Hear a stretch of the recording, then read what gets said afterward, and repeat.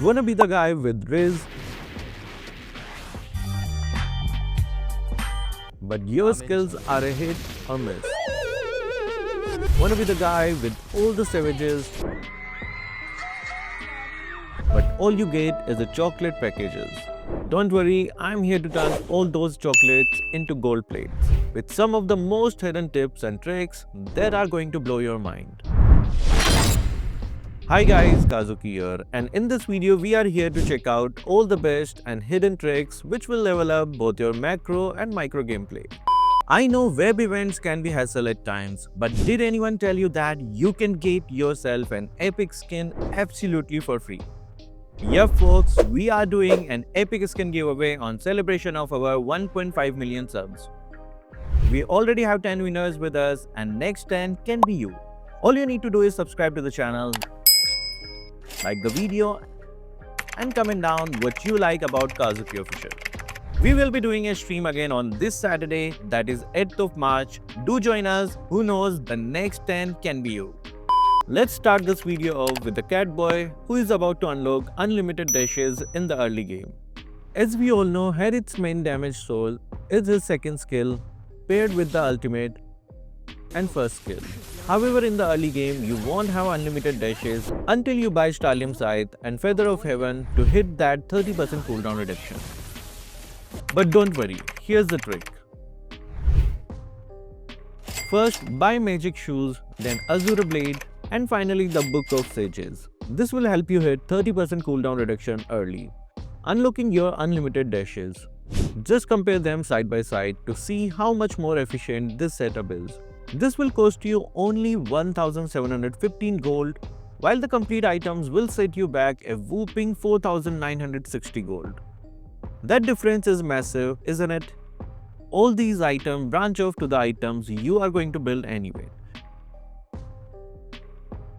This way you are not only make your economy great, but also maximizing everything. This should be your starting build. Also make sure you are using custom mage emblem with Inspire as your first talent. This gives you an extra 10% cooldown reduction right at the start of the game, which is needed to complete your early build. If you guys want to know the full build of Harith, check out this video. I go into how we can increase the true damage of this cat boy. Also a quick shout out to Sherpa830M for correctly guessing the video. If you guys also want to get shout out from such quiz, then do join our Kazuki Plus fam. We do have lot of fun activities here. The next hidden trick is for our one and only Lesley. So guys, how many of you know what Lesley's main damage source is? Comment down below. For everyone who said her passive, yup, you are 100% right. In any regular fight, you will typically able to trigger 3 passive bullets.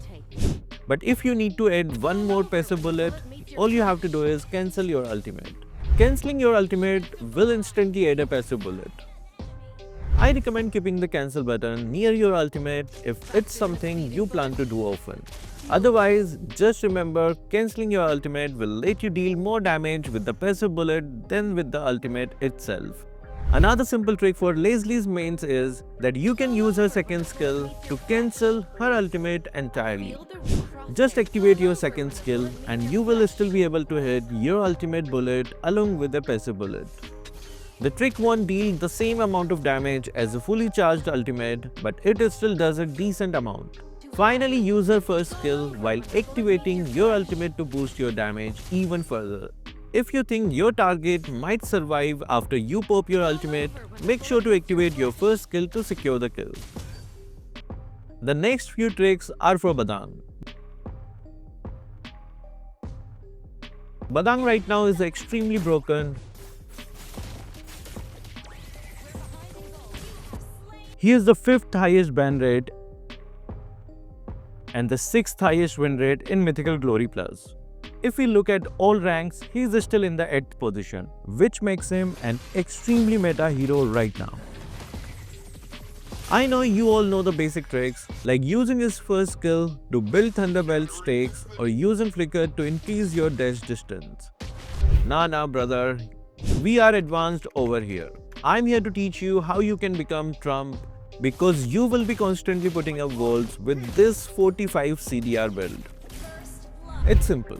For emblems, go for the custom support emblem and pick Inspire as your first emblem slot. The other two are up to you. For items, the first item is Magic Shoes. Then go for Thunderbelt, Queen's Wing, Oracle and Brute Force Breastplate. The remaining slot can be built according to the enemies. With this build, you will have 45 CDR, allowing you to constantly put up walls or dash away, making Trump proud.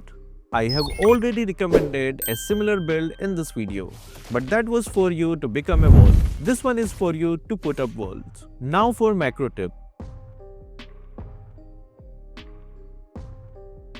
So you are playing in your lane and you successfully kill your enemy or cut the lane. By doing this, you my friend have earned some time. So instead of waiting for the new wave to come, you can do these three things. Option number 1, rotate to the mid lane. Option number 2, secure the crab, fire beetle or the horn lizard. Option number 3, push the turret after making sure that you are not in the rotation path of your enemies. I know during the game you can't really remember every single tip that I put out. Guys, your macro play is 70% of your game, other 30% is your micro play. If you have the window open, rotate around. But don't miss minion waves and take the safer routes. Make sure that you have a very active role in the game. You will for sure persevere and secure that victory. Next, I also want to give tips for itemization that all the pro players use building using micro items. Micro items refer to tier 1 and tier 2 items like Black Ice Shield, Fury Hammer, Legion Sword and Silence Robe. To optimize your itemization, start building your hero's core items like War Axe for Ruby, DHS for Claude or Dominance Ice for tanks. Once you have completed your core items, evaluate your situation. If you need more physical damage, pick up items like Legion Sword or Fury Hammer. From there, adapt your build path to suit your current needs. This approach not only helps you understand each item's purpose, but also make you more flexible with your builds, enhancing your gameplay. It's far more fun and rewarding than just following pro builds. Though pro builds are great for beginners to learn from. If you would like full video on item pathing and how it works, let me know in the comments. I would be happy to create it. Now let's get back to tricks. The tricks I'm about to share are for Ben's early game jungle clear. There are two routes you can take, either unlocking the first skill or second skill. Let me quickly explain both of them. First, we have the first skill unlock. Here you are going to use Ben's first skill at the 5-second mark and then again at the 13-second mark. By the time the creeps spawn, you will have 2 stacks of his passive and the cooldown of his first skill will be coming back quickly. This means you will have 3 full stacks of this passive to clear your jungle efficiently. If you want to unlock the second skill first, use it at the 8-second and 12-second mark. The result is the same, unlock whichever skill you prefer. I know what I'm saying might seem trivial, but trust me, the amount of time you save on each buff matters. It stacks up throughout the game, giving you a significant advantage in levels and tempo against your enemies. Now the next trick is for our newly revamped Hanzo. Since you no longer rely on keeping your body safe, you can make aggressive plays, like the German cut, to catch enemies off guard. Your team might lose a bit of gold, so it's a good idea to focus on cutting on the EXP length side. Honestly, what can they even do to you? You are super fast and have 2 complete immunity skills. Just make sure to watch out for crowd control when you don't have your CC or immunity skills available.